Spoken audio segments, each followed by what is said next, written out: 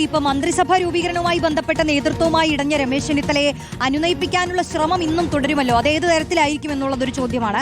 ആഭ്യന്തര വകുപ്പിന് പുറമെ തന്റെ വിശ്വസ്തരായ അൻവർ സാദത്ത്, IC ബാലകൃഷ്ണൻ എന്നിവരെ മന്ത്രിസഭയിൽ പരിഗണിക്കുമെന്നതിൽ ഒരു വിട്ടുവീഴ്ചയ്ക്കും ചെന്നിത്തല ഇതുവരെയും തയ്യാറല്ല. ആവശ്യം അംഗീകരിച്ചില്ലെങ്കിൽ മന്ത്രിസഭയുടെ ഭാഗമാകില്ലെന്ന് തന്നെയാണ് ചെന്നിത്തലയുടെ നിലപാട്. അപ്പോ ചെന്നിത്തലയുടെ വീട്ടിലേക്ക് ഇന്നും മുതിർന്ന നേതാക്കൾ കയറി ചെല്ലുമെന്ന് പ്രതീക്ഷിക്കണം, അല്ലേ?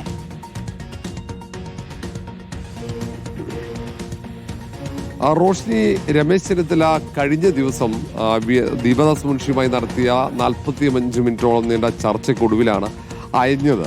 അന്ന് മന്ത്രിസഭയുടെ ഭാഗമാകാമെന്ന് ഉറപ്പു നൽകിയതാണ്.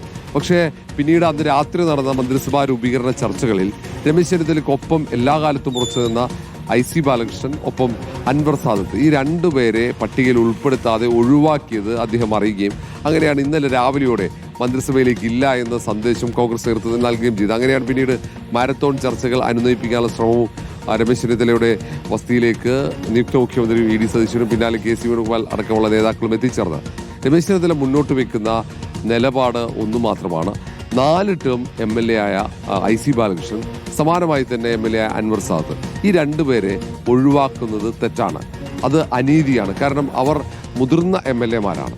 അവരെ ഒഴിവാക്കുന്നതിന്റെ കാരണമായി രമേശ് ചെന്നിത്തല ആരോപിക്കുന്നത് രമേശ് ചെന്നിത്തലയെ പിന്തുണച്ചു എന്ന ഒറ്റ കാരണമാണ്.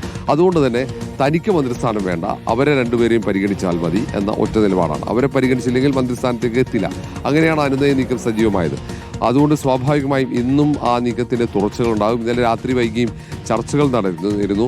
ഒരുപക്ഷെ IC ബാലകൃഷ്ണനെയും അൻവർ സാദത്തിനെയും മന്ത്രിസഭയിൽ ഉൾപ്പെടുത്താനുള്ള സാധ്യത തള്ളിക്കളയാൻ കഴിയില്ല. ഞാനിപ്പോൾ നിൽക്കുന്നത് വഴുതക്കാടുള്ള ദേവദത്തം എന്ന രമേശ് ചെന്നിത്തലയുടെ വസതിയാണ്. കഴിഞ്ഞ 2-3 ദിവസമായി കേരളത്തിലെ കോൺഗ്രസ് രാഷ്ട്രീയത്തിൽ ഏറ്റവും സുപ്രധാനമായ ഒരു കേന്ദ്രമായി ഈ വസതി മാറിയിരുന്നു. ഏതാണ്ട് അല്പം കഴിയുമ്പോഴത്തേക്കും, ഒരു 7 മണി 8 മണിയൊക്കെ ആകുമ്പോഴത്തേക്കും പ്രധാനപ്പെട്ട നേതാക്കളും പ്രവർത്തകരും ഒക്കെ ഈ വസതിയിലേക്ക് എത്തിച്ചേരും. മാത്രവുമല്ല, ഇന്നലെ രാത്രി ഏതാണ്ട് 12:30 വരെ ഈ വീട്ടിൽ ചർച്ചകൾ നടന്നിരുന്നു.